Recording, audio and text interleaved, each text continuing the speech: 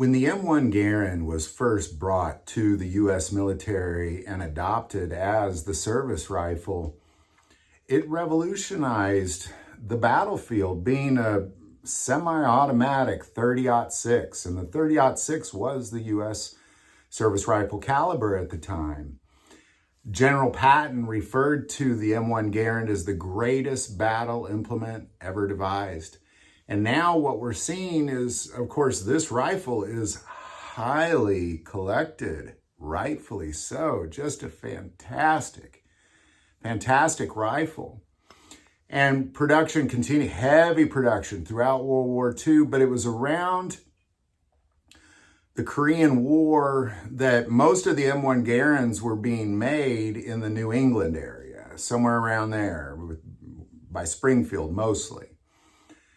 But because of the atomic threat of the Cold War at the time, or the entering into the Cold War, they decided to also make them by international harvesters in Indiana, just to have another place making small arms. So these production of this rifle continued, and ultimately most of the M1 Garands that were functioning in the US military went to Korea because they were fighting the Korean War. It was the battle rifle of the Korean War, but it also happened to be one of the last wars to use the M1 Garand. You know, when Vietnam started, there were some M1 Garands on the battlefield, but once they met up with that AK-47, you had to go to something different at that point. So most of the US M1 Garands are in Korea. And then Korean arms dealers began to ship some of these back because we wanted them. You know, there was a high demand, especially in the 90s and the early 2000s, high demand for these rifles. So it was a good business for these Korean arms dealers to be selling them to distributors in America. And then during the Obama administration, immediate halt to all importation of M1 Garands, immediate halt, banned it. And there they sit, millions potentially, definitely hundreds of thousands of M1 Garands just sit in Korean warehouses. This beautiful rifle that transformed the world during World War II, saved countless lives of US soldiers, is illegally banned from importing. And, you know, it's weird that it's technically importing considering it was made here, but it is importing because they're over there. They'd be sending them here. But nonetheless, this has done a couple things. Number one, I mean, goodness gracious, the price of the M1 Garands are ridiculous. Good luck touching one under $1,200. And now what we see is there is a path to getting some of these M1 Garands from Korea, but this path goes through the civilian marksmanship program, which was really kind of a program to encourage marksmanship and sportsmanship and rifle shooting throughout the US kind of thing. And somehow they worked out a deal with the government that if you go through their program, you have to be like affiliated with their group somehow. You have to then prove that you've gone through some sort of firearms training. And then after you've gone through this lengthy application process and you've waited and you've paid all your things you got to pay for, eventually your rifle shows up. Now, I've bought a lot of guns.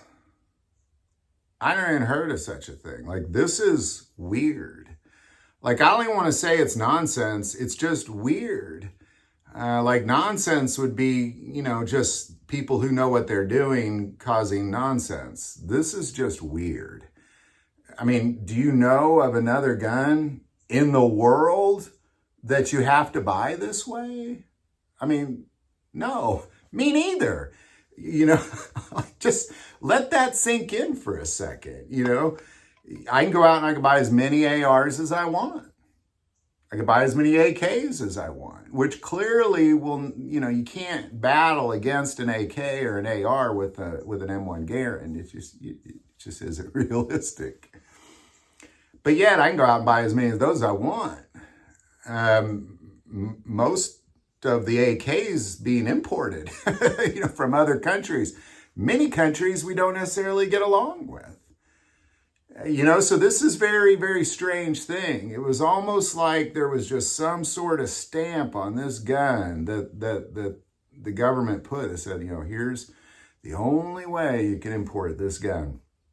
Very strange concept, very weird, but there it is. I was able to shoot one of these M1 Garands from this civilian marksmanship program because a friend of mine bought one through that process, went through the process and got one. I think at the time, he said he paid about $900 for it. But that's the problem, if we could just import the hundreds of thousands of M1 Garands that are in Korea. Because you think about it, everything that was produced during World War II, everything that was produced between World War II, Korea, everything that was produced during Korea, even those international harvesters ones, all of them just, they're over there. And we can't get them here. You can, but you got to go through a process. Most of the ones that you're going to see around here were either already here before the early 2000s or through the CV, civilian marksmanship program. So there you go. Kind of weird. Love to know your thoughts on this. Feels strange that it still continues. Here we are, a couple presidents later, we're still dealing with it. Like, what is it about that rifle? Why that rifle? You don't ever see in the media anybody talking about how we have to ban the M1 Garand. No, they all talk about how we have to ban the guns that we can get, and this is, maybe it's just because it's already banned. I don't know.